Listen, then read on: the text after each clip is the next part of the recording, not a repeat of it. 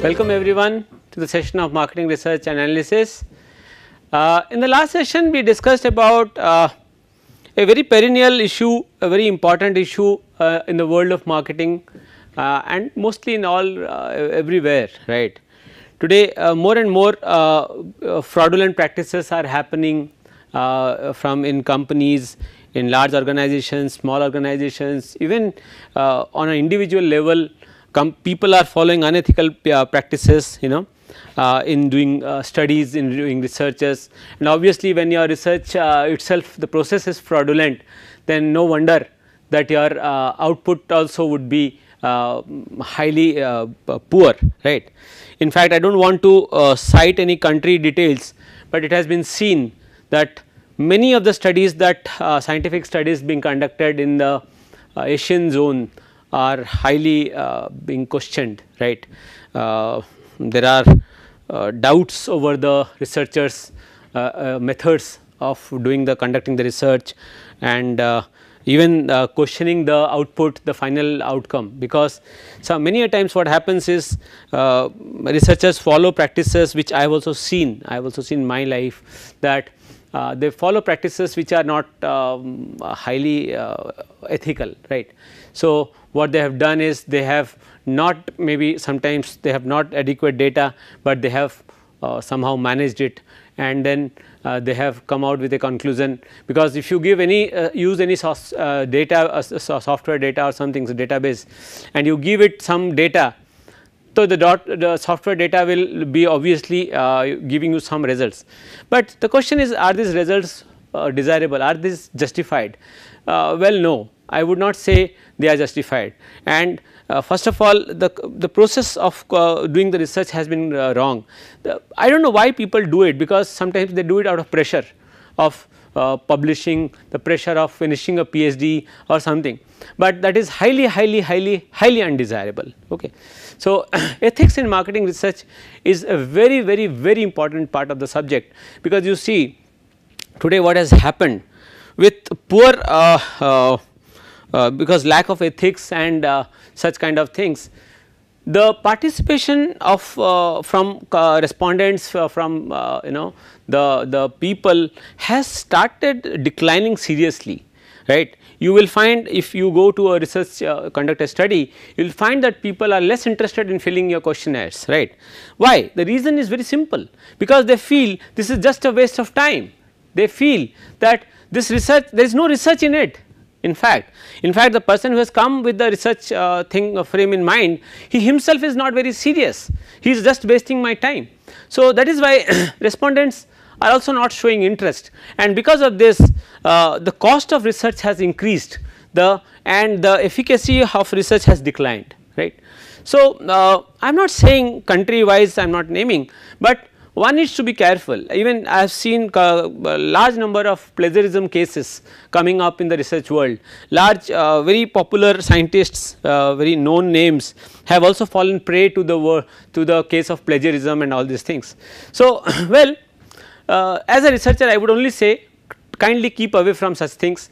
Do one research, good research, that is more than enough, instead of doing large number of quantity wise large number of researchers where it makes no sense. Okay.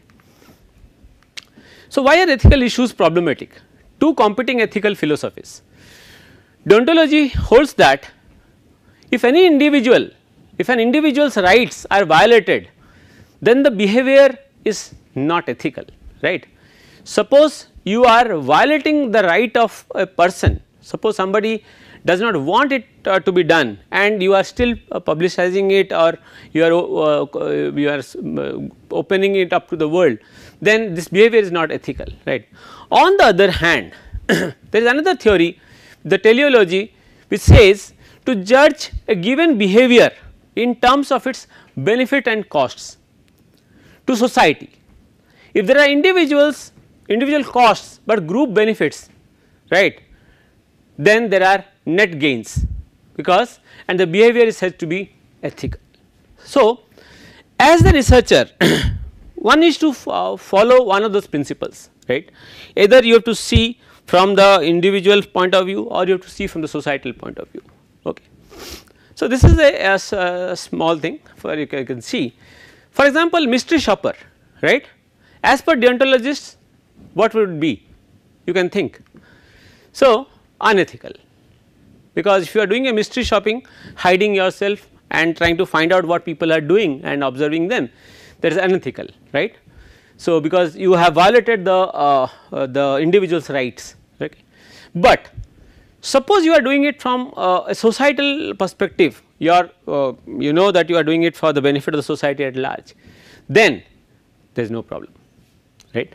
Similarly, frugging is, as I had said, when you are raising funds on the name of research. So, wrong, you should not be doing it, right. Deontologist says you should not be doing.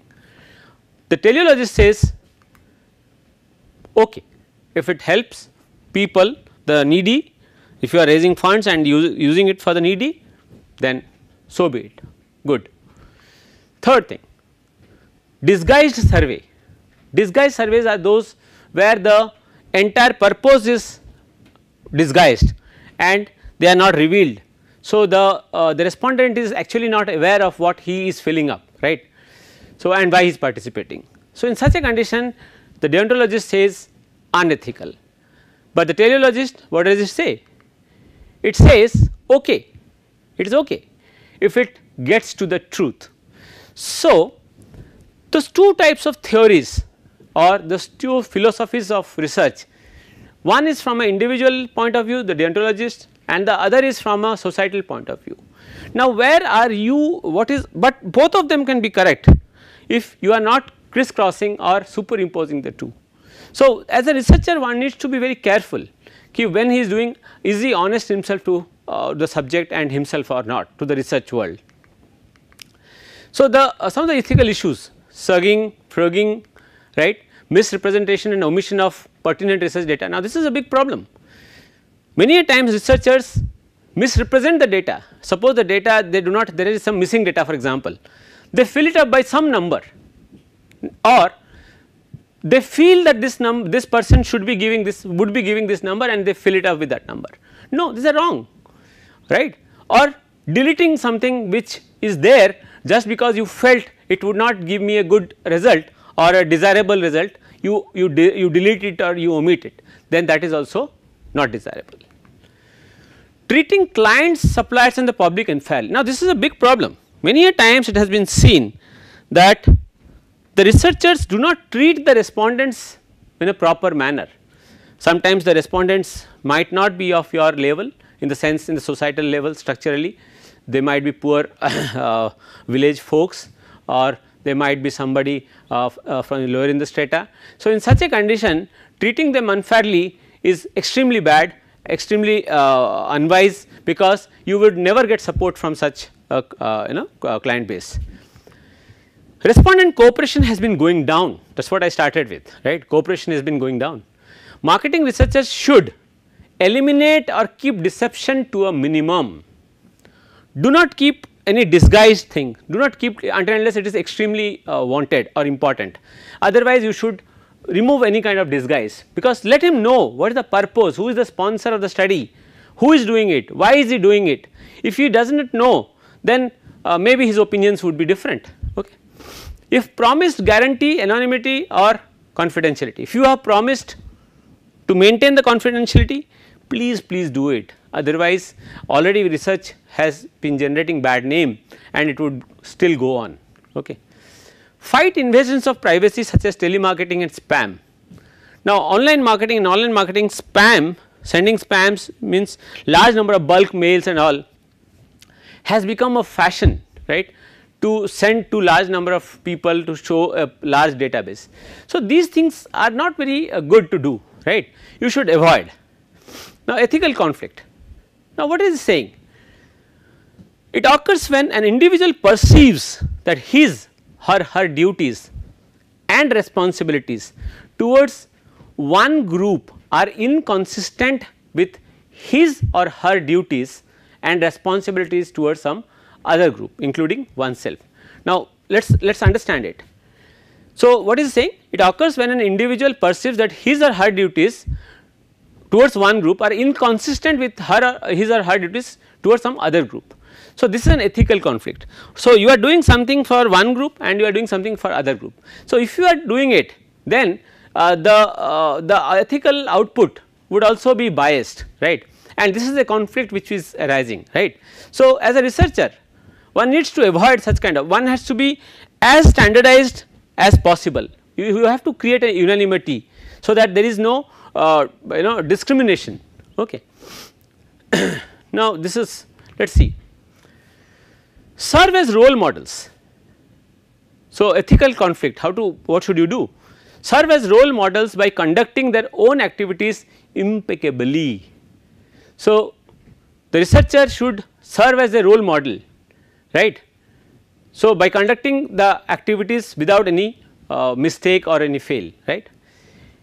Encourage ethical behaviors by promptly reprimanding unethical conduct. Now, suppose, this is very important, the world of research needs to gear up, should develop and come to a conclusion that no anomalies or no deception or no biased research outcomes should be encouraged. Many a times I have seen people publishing papers in good journals with wrong methods, right. I am using the word wrong methods because they do not understand, they do not know the data, they do not have the data, they have never visited the field, but they have done it. If you find something similar, you should raise your voice, because they should be reprimanded by the further unethical conduct, right. Draft and promote both corporate and industry codes of conduct. Now, this is also becoming important. Now, codes of conduct are day by day becoming are improving, so that researchers do not violate such code of conducts, and this does not keep others into a trouble, or it does not create trouble for the respondents, right. As I said, many a times respondents find it very difficult, very difficult to adjust to the researchers' motives, right, and for this their participation has been declining steadily. So, this should be discouraged, right, and rather a proper ambience has to be created, right. There are various ethical codes of conduct that regulate the researcher's behavior. These codes discuss many issues that potentially might arise in the research, as well as other issues associated with professional practice. Now, if you look at the code of conduct prepared by the the Marketing Research Association, that is a well documented well documented one, in which they have explained what should be done and what should not be done, what is ethical, what is unethical. Because many a times, I will tell you very interesting, one of my prof, he used to say that plagiarism, which is generally taken to be a very highly negative thing, obviously it is negative, that means you do not cite somebody and use his material, right. So, you do not give value to the person who actually has conducted the research. But many a times it so happens that the researcher is unaware that he is conducting plagiarism. Now, this is not to be very happy for all those researchers who claim that they were innocent, but still this is like support for them. Many a times it happens that the researcher is unaware, he does not know that he has become part of the practice of plagiarism, right, because he does not know what is plagiarism and what is not plagiarism. That is why many that it is better to go for some kind of research workshops or somewhere where they explain you what does actually plagiarism mean, right, and how you can avoid plagiarism. Plagiarism is a very simple thing, if you can understand. Why copying something verbatim, right, is, and not naming the person is a case of plagiarism. But suppose you write the same thing in your own words and you explain it and you use it and you cite them, then there is nothing wrong in that, that is good enough. Okay. So, different types of codes have been developed in the for to avoid this ethical code of conduct, to people should not be doing it, to to have a strict adherence. The American Marketing Association in 2009, it has research related issues and specifically states that the members must do not harm. So, the AMA, we say American Marketing Association, has come up with some research related documents. Okay. Similarly, the European Society for Opinion and Marketing Research, ESOMR, also has termed some researchers broad responsibilities. If you can go to the search the site Google Net and all, you can find good amount of information on these things.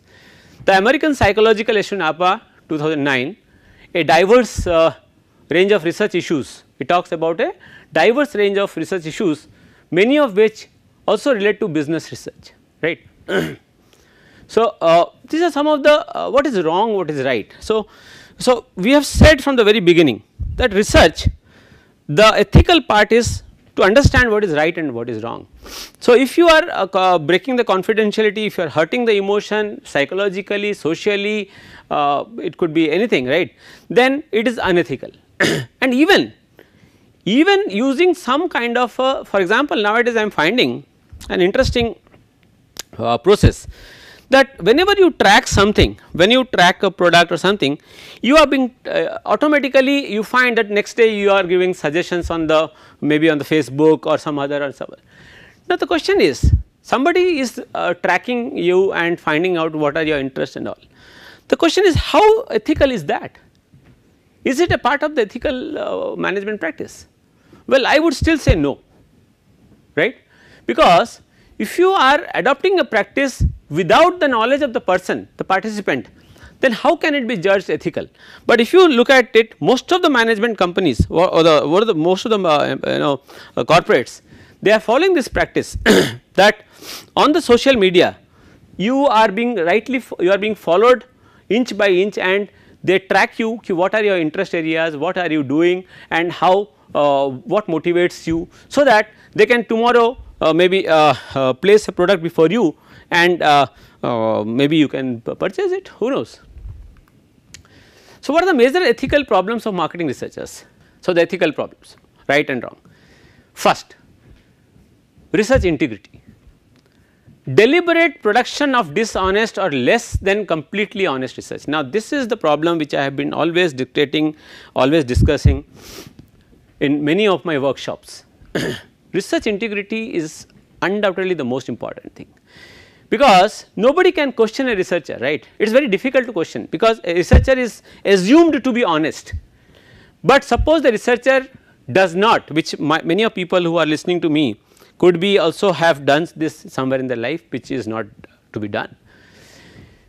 Production of dishonest, there is a particular database, and you have used it from, you have collected it from, let us say, Google, and you are using it for a study which is not related, but only the numbers are there.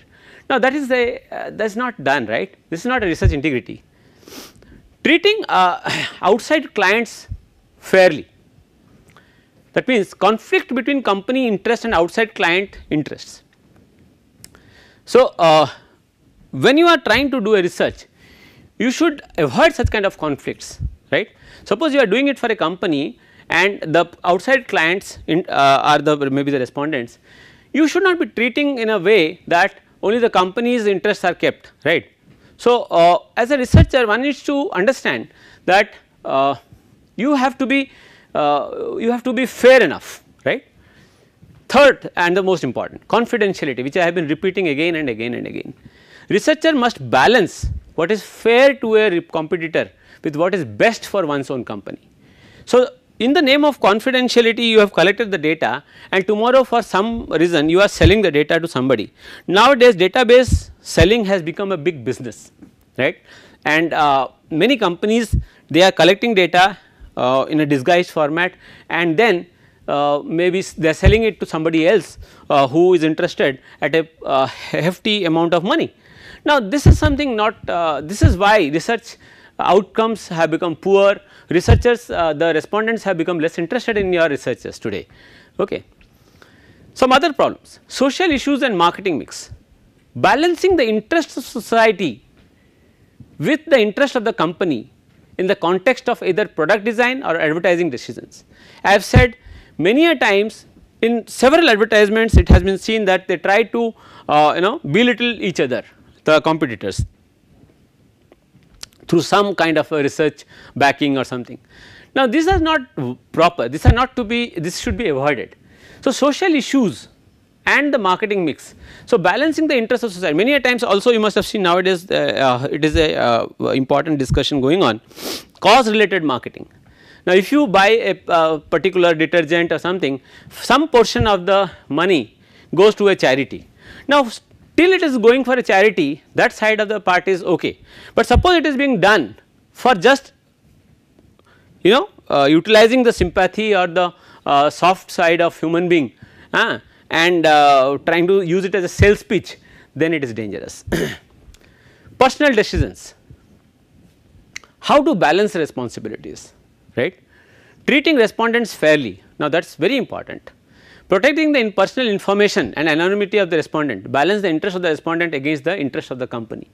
If you can do it, then only you can justify the the ethical part of it, the research. Okay. Informed consent, ensure that potential participants fully understand what they are being asked to do and that they are informed. See, if somebody has taken a promise not to be honest, nothing can be done, right? They can only be caught, but and then that can be not so good. But as a researcher, one needs to be honest, and they should be good, honest enough to even tell their clients or the respondents why they are conducting this research, right? And if there are any potentially negative consequences, that should be also explained to them. Then it is their wish to participate or not to participate. Consent forms, for example, even I have seen people taping. For example, you are speaking to somebody, you are taking, they also use audio tapes, video tapes to record without informing the respondent, that should be avoided.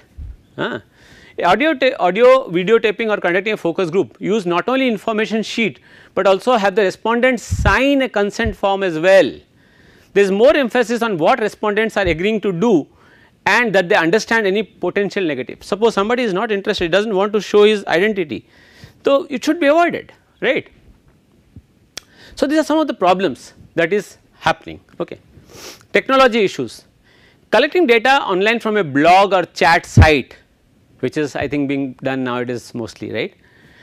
Discuss discusses aspects of a given company or brand. This is a private communication. You should not be using it as a research, and if you are using, you cannot cite it. So, if you cannot cite it, that means there is something illegal in that. Okay. So, these are some of the questions one needs to answer. Who is doing the research? The researcher, the respondent should always be knowing. Where are you from? Why you are doing the research? Who is the supervisor? How are they selected to participate? Why they? Why not somebody else? Why did you select them as a participant? What do participants need to do and how long will it take? Is there any potential for them to be harmed? Is there any potential harm for the respondents if they participate in this research? Whether their confidentiality and anonymity will be protected? What happens to the data and any report after you do it, and how they will be informed of the results? So, all these things together, when you do, the researcher should clearly explain it to the research. If they do it, again maybe there is a chance that respondents' interest in research activities will increase. Otherwise, research is going to take a back seat. Respondents are less and less interested nowadays until unless they are given some benefit. Otherwise, they are not interested to be a part of the process, right. So, I think these are some of the important things that one needs to understand. With this, I will finish this session of ethics in research. So, we have understood what is ethics, why ethics, and how ethics has taken a backseat in many of the cases, and what should researchers do to improve the confidence of respondents and keep the confidentiality high, and even work for the better interest of the company and all. Thank you very much for this session. We will meet in the next session. Thank you very much.